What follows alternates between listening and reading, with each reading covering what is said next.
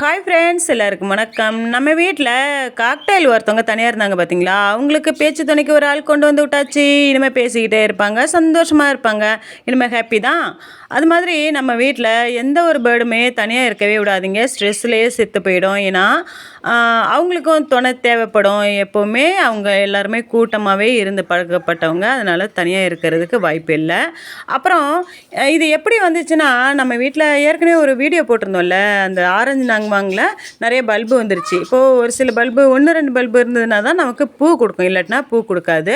அதை வந்து ரீபார்ட் பண்ணி அந்த பல்பெல்லாம் ஒரு சில பல்பை எடுத்து வச்சுருந்தோமா, அதை வந்து வீடியோ போட்டிருந்தேன்னா, அந்த வீடியோ பார்த்துட்டு என்னோடய பையனோட ஃப்ரெண்டு வீட்டில் வந்து எடுத்துக்கிட்டு போனாங்க.